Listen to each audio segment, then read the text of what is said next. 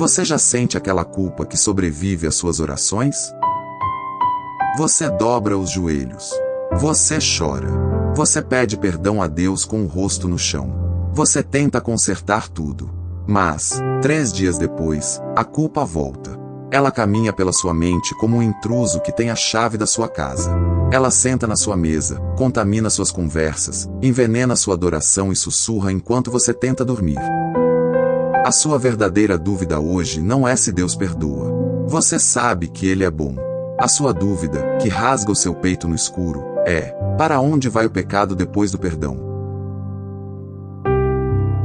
E é exatamente aqui que um texto brutal, milenar e perigosamente esquecido abre uma porta que a maioria foge de encarar.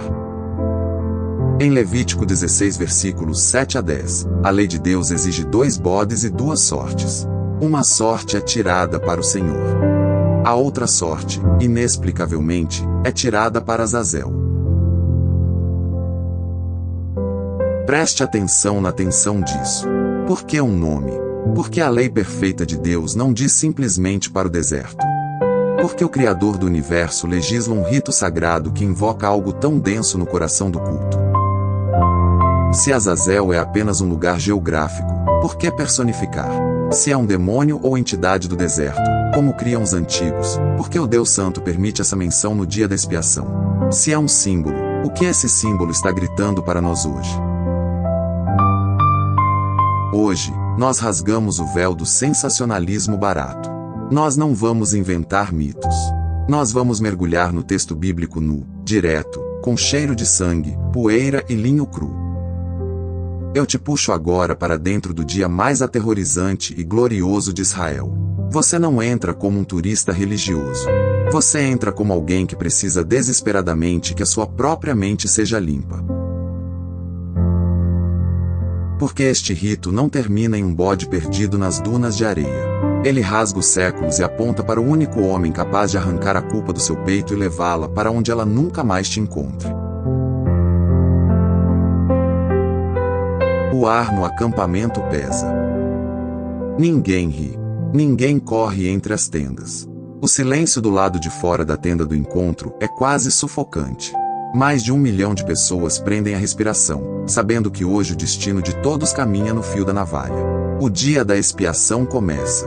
O dia em que a nação encara a própria sujeira acumulada de um ano inteiro. Hoje, eles vivem ou morrem pela aceitação de Deus. No centro de tudo, Arão, o sumo sacerdote, não caminha como um rei triunfante. Ele caminha como um homem que sabe que pode não ver o pôr do sol. O peito dele aperta. Ele conhece a ordem divina. Ele ouve o eco da advertência de Deus explodindo em sua mente. O livro de Levítico 16 versículo 2 atinge Arão como um soco. Diga a seu irmão Arão que não entre no lugar santíssimo quando bem quiser, para que não morra. Para que não morra. Isso não é uma metáfora pastoral. É a gravidade absoluta da santidade. Os dedos de Arão tremem imperceptivelmente. Ele desamarra as roupas luxuosas de sumo sacerdote. O peitoral com pedras preciosas, o éfode dourado, a glória humana, tudo isso cai no chão. O versículo 4 de Levítico 16 dita a regra de sobrevivência. Ele veste apenas as roupas sagradas de linho. Túnica de linho, calções, cinto e turbante. Ele se reduz ao básico. Ele retira a ostentação. Diante do fogo consumidor de Deus, ninguém brilha. O linho arranha a pele dele. Ele derrama água sobre o corpo. A água fria escorre e a pele arrepia. Isso não é um banho de vaidade. É um atestado de miséria. A água grita: eu entro limpo, porque se a sujeira do meu coração encostar na glória da arca, eu viro cinzas. Arão sente o peso da liderança. O pensamento martela a mente dele. Se eu, escolhido por Deus, preciso desta humilhação para não morrer, qual a esperança desse povo lá fora? O primeiro som de resistência quebra o silêncio. Um novilho é arrastado para o pátio. Conforme o relato no verso 6 de Levítico 16, Arão oferece o novilho como oferta pelo próprio pecado. O homem que intercede pelo povo precisa de intercessão. A lâmina desce. O sangue quente jorra. O cheiro de morte invade as narinas de Arão, um cheiro forte de ferro e terra. O pecado tem um custo de vida, e o cheiro não deixa ninguém esquecer disso. O sangue não é limpo, o sangue mancha. E a mancha acusa. Arão recolhe esse sangue em uma bacia. Cada passo que ele dá em direção à cortina espessa do tabernáculo é um teste de batimentos cardíacos. Ele pega o incensário. Nos versos 12 e 13 do mesmo capítulo 16, a ordem é clara: brasas vivas do altar e 2 punhados de incenso aromático. Ele entra atrás do véu. O fogo toca o pó. A fumaça espessa sobe violentamente. Ela queima os olhos de Arão, arranha a garganta dele, mas ele inala com gratidão. A fumaça cobre a tampa da Arca da Aliança. O texto repete a condição, para que ele não morra. A fumaça é misericórdia. É Deus dizendo que a fragilidade humana precisa de um escudo para suportar a presença. Arão molha o dedo no sangue do novilho. De acordo com o versículo 14 de Levítico 16, ele asperge o sangue 7 vezes perante a tampa da arca. O sangue bate no ouro 7 vezes. A precisão extrema da obediência. Não há espaço para pressa. O sangue fala mais alto que as falhas de Arão. Do lado de fora, a tensão esmaga a congregação. Se o sino não tocar, se Arão não sair, a culpa de todos os consumirá. Mas ele sai. Ele respira o ar do pátio, suado, exausto, mas vivo. E agora, o clímax perturbador se desenha diante dele. 2 bodes são empurrados para perto do altar. Conforme Levítico 16 versículo 7, os 2 são apresentados perante o Senhor. Eles estão vivos. Os músculos deles tremem. Eles cheiram o sangue do novilho no chão e entram em pânico instintivo. Um tenta recuar, o outro paralisa. Eles não sabem, mas carregam a teologia da salvação nas costas. Arão avança com as 2 pedras de sorte nas mãos. O versículo 8 de Levítico 16 descreve o momento de tensão. Arão lança sortes. Uma para o Senhor, a outra para Azazel. O som das pedras batendo no chão de terra dita a eternidade. Um vai derramar o sangue. O outro vai carregar a maldição. A sorte para o Senhor cai sobre o primeiro bode. O versículo 9 sela o destino dele, oferta pelo pecado. Arão não hesita. A lâmina age novamente. O sangue é colhido. O animal desaba. A vida se esvai rapidamente. Mais uma vez, Arão caminha para o terror do lugar santíssimo. Ele carrega o sangue do bode. Os versos 15 e 16 de Levítico 16 revelam um motivo sombrio: fazer propiciação pelo próprio santuário. Por quê? Por causa das impurezas e rebeliões dos israelitas, quaisquer que sejam os seus pecados. O texto não diz pecadinhos. Ele diz rebeliões, impurezas. A sujeira moral do povo é tão violenta, tão radioativa, que ela invade a tenda de Deus e contamina o ambiente espiritual. O pecado é atrevido. Ele tenta montar acampamento onde Deus mora. Arão asperge o sangue. A santidade é restaurada pelo sacrifício. A justiça de Deus absorve o golpe no lugar do homem. Arão sai novamente. O povo respira aliviado por um instante. Mas o rito não acabou. O lado mais perturbador da tarde ainda aguarda no centro do pátio. O segundo bode. O bode de Azazel. Ele está vivo. O versículo 10 de Levítico 16 exige que ele seja apresentado vivo perante o Senhor, para fazer propiciação, enviando-o ao deserto. Pense na bizarrice divina desta cena. Morte, nós entendemos. Morte paga a dívida. Mas um animal vivo sendo sobrecarregado por algo invisível? Isso mexe com um terror muito mais profundo, o terror da culpa que continua andando. Arão se aproxima do animal tenso. O bode vira a cabeça, os olhos arregalados. Arão levanta não apenas uma, mas as 2 mãos. O verso 21 de Levítico 16 detalha a transferência de peso. Arão coloca ambas as mãos sobre a cabeça do bode vivo e confessa todas as iniquidades, rebeliões e pecados dos israelitas. O peso nas mãos de Arão não é físico, mas os ombros dele cedem. a boca dele seca. Arão começa a falar em voz alta. Ele não faz uma oração religiosa genérica. Ele não diz, Senhor, perdoa nossas falhas. Ele expõe o câncer. Ele confessa os adultérios cometidos nas tendas escuras. Ele confessa os roubos e as fraudes nas balanças. Ele confessa a idolatria imunda, a feitiçaria, a malícia, o ódio entre irmãos, as fofocas que destruíram famílias, a murmuração contra Moisés e contra Deus. Ele vomita a podridão da nação sobre a cabeça do animal. O texto sagrado garante o milagre invisível. Ele as porá sobre a cabeça do bode. A culpa é materializada. A vergonha ganha densidade. O pecado é arrancado do peito da nação e prensado contra o crânio do animal. O bode balança a cabeça freneticamente, tentando escapar das mãos de Arão, como se a carga elétrica da maldição estivesse queimando seu couro. Mas ele está preso. A transferência está completa. E agora, o exílio começa. Ainda no verso 21 de Levítico 16, o texto diz que o bode entregue a um homem designado para levá-lo ao deserto. O homem avança. Ele agarra a corda de fibra grossa. O couro das mãos dele aperta. Ele puxa. O bode planta as patas no chão, resistindo com força brutal. Ele berra. O som do bode corta o ar e faz o povo tremer. É a culpa berrando. É o pecado lutando para não ir embora. O homem dá um tranco forte e arrasta o animal. A multidão gigantesca se abre. Ninguém ousa tocar no bode. Ninguém ousa cruzar o olhar com o animal. As pessoas se encolhem. É como se vissem a própria sujeira encarnada passando na frente de suas barracas. A respiração para.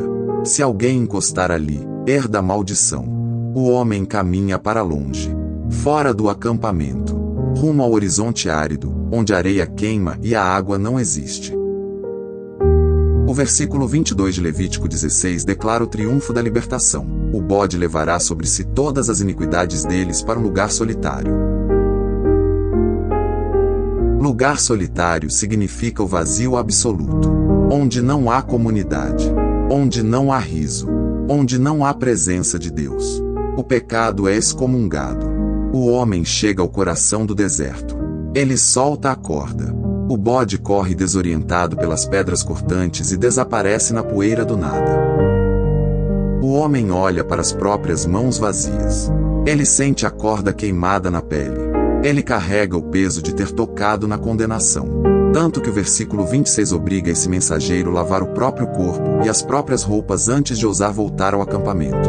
O pecado contamina tudo que toca. Mas o povo, de longe, vê o homem voltando sozinho, sem o bode, sem a culpa. O perdão de Deus não apenas perdoa, ele remove a evidência. A nação está livre. Mas nós precisamos encarar Azazel. Por que esse nome em Levítico 16:10? A Bíblia não alimenta fantasias macabras, mas ela usa imagens de impacto. Tradições antigas associam Azazel a um demônio habitante do deserto, a um anjo caído, ou simplesmente a ideia de remoção total e lugar de precipício. A genialidade de Deus aqui quebra nossa mente. Ele está dizendo que o pecado pertence à morte. O pecado pertence ao domínio do inimigo, da aridez, da desolação. Deus arranca o pecado do seu povo santo e o atira de volta para a escuridão de onde ele veio. Deus não guarda sua sujeira na gaveta dele. Ele atira no abismo. Mas ouça o meu coração agora. Se nós pararmos em Levítico, nós temos um ritual. Mas Deus estava plantando uma sombra monstruosa que atravessaria séculos para se chocar com a realidade. A sombra do ir para fora. Pense na batalha no Vale de Elá. Davi contra Golias. O gigante insulta Israel. O medo paralisa o exército. Conforme 1 Samuel 17 verso 10, o gigante exige um homem para lutar. O povo de Deus internaliza a afronta. O gigante vive na mente deles, acampado no vale, gritando humilhações todo santo dia. O pecado não confessado age exatamente como Golias. Ele acampa no vale da sua mente e grita de manhã: você é um fracasso. Ele grita à tarde: Deus está enojado de você. Ele grita à noite: você não tem mais conserto. A culpa vira um gigante no meio da sua tenda. Mas Davi desce ao vale. 1 Samuel 17 verso 45. Davi grita de volta: eu vou contra você em nome do Senhor dos Exércitos. A funda gira. A pedra corta o vento. Ela afunda no crânio do gigante. Golias desaba. A humilhação é abatida. Davi não negociou com o gigante. Ele o derrubou. Deus quer fazer o mesmo com a voz da culpa na sua mente. Ele quer abatê-la para que você volte a respirar. O bode aponta para longe. Mas o cumprimento definitivo não caminha sobre 4 patas no deserto. Ele sobe uma colina com uma cruz nas costas. Preste muita atenção agora. Deixe a revelação rasgar sua mente. Em Hebreus capítulo 9 versículo 12, a palavra diz: ele não entrou por meio de sangue de bodes e novilhos, mas pelo seu próprio sangue, entrando no Santo dos Santos, uma vez por todas, e obtendo eterna redenção.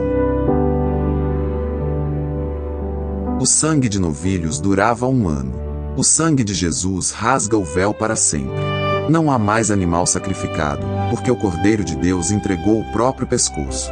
Mas o mistério de Azazel, o mistério do exílio, encontra o seu cumprimento mais doloroso em outro versículo. Hebreus capítulo 13 versículos 12 e 13. Assim também Jesus sofreu fora das portas da cidade, para santificar o povo por meio do seu próprio sangue. Portanto, saiamos até ele, fora do acampamento, suportando a desonra que ele suportou.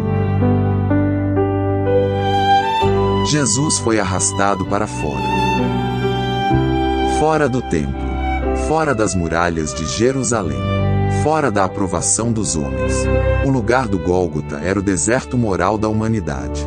Quando pregaram os pregos nos pulsos de Cristo, ele não estava apenas sentindo a dor do ferro. As 2 mãos da ira de Deus desceram sobre a cabeça dele.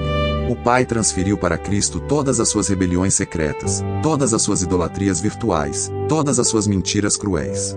Jesus se tornou o bode emissário definitivo. Ele absorveu a condenação e caminhou para a escuridão da morte para que você nunca mais precisasse carregar o seu próprio lixo. Você duvida que isso funciona para alguém sujo de verdade? Então venha comigo para o pátio do sumo sacerdote, na noite da traição. Pedro está encolhido perto da fogueira. O frio da madrugada corta a pele, mas o frio no estômago dele é pior. Ele prometeu morrer por Jesus. O peito dele era inflado de arrogância. E agora, uma simples serva olha nos olhos dele e pergunta. O Evangelho de Lucas capítulo 22 versículo 57 registra a primeira facada na alma. Mulher, não o conheço. A mentira queima a língua dele. Os minutos se arrastam. O suor escorre na testa de Pedro. Outra voz acusa. Versículo 58. Homem, não sou. A negação aumenta. O pânico domina. O chão parece afundar. A culpa começa a criar raízes dentro do acampamento da mente dele. 1 hora depois, a pressão final. Versículo 59. Certamente este homem estava com ele. A fúria da covardia explode em Pedro. Versículo 60. Homem, não sei do que você está falando. Ele pragueja. Ele jura falsamente. E enquanto as palavras ainda mancham a boca dele, o galo rasga o silêncio da noite.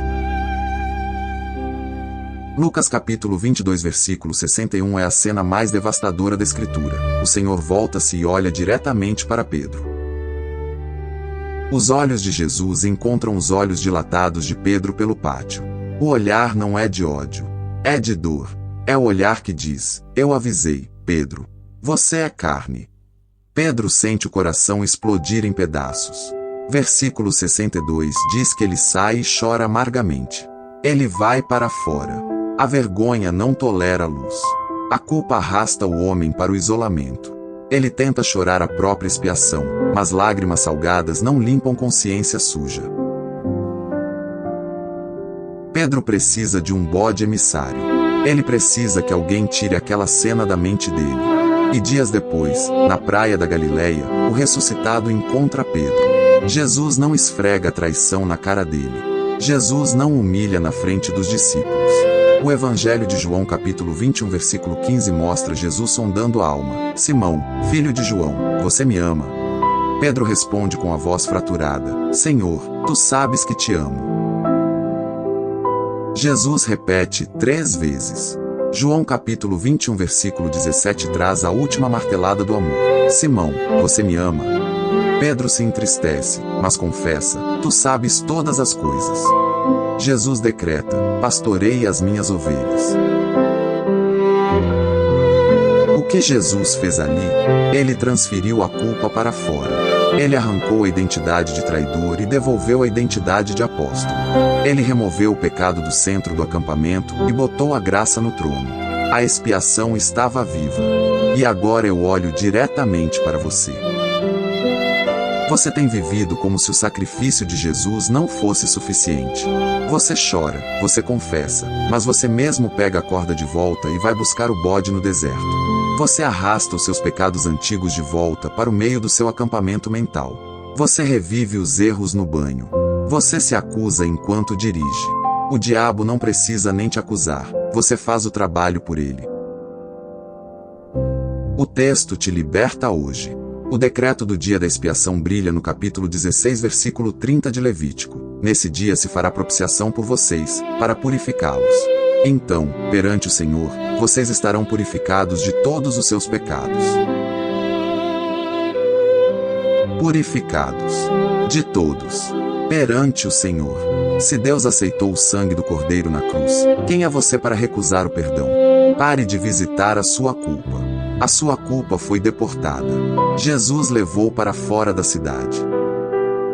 Como nós vivemos essa liberdade hoje? Apenas faça 3 coisas. Primeiro, pare de dar nomes fofos aos seus demônios. Chame o pecado pelo nome. Confesse a sujeira. A ferida precisa tomar ar para curar.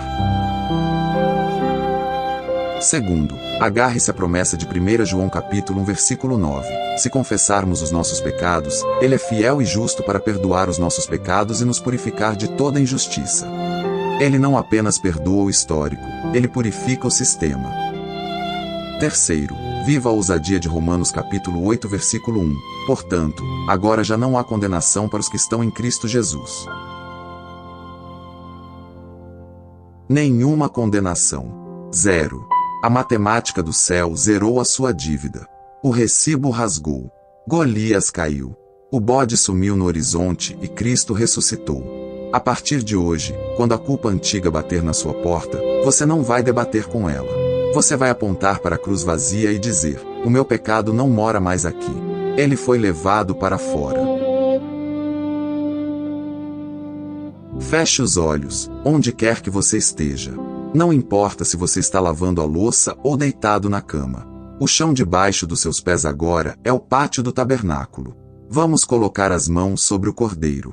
Senhor Jesus, eu rasgo meu coração perante a tua santidade. Eu não trago justificativas mentirosas. Eu declaro as minhas impurezas. Eu confesso a minha impaciência, a minha lascívia, o meu orgulho, o meu medo desgraçado que ofende a tua providência. E eu recuso qualquer tentativa de me salvar pelo meu próprio sofrimento.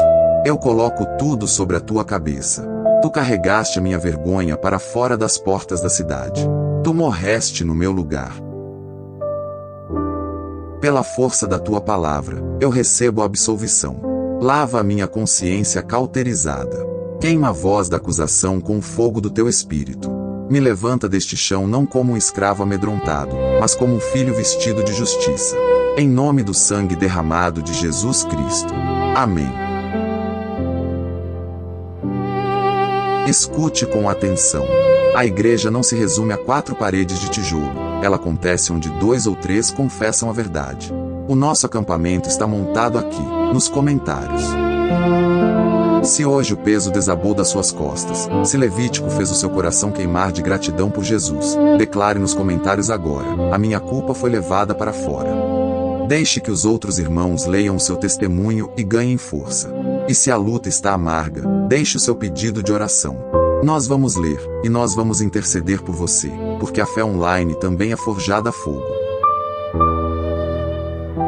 Eu sou o evangelista Lu Martins. Este é o Palavra Pura. A trincheira onde a Bíblia não é história de ninar, é espada desembainhada. Permaneça na palavra e caminhe livre, porque o Cordeiro já pagou o preço.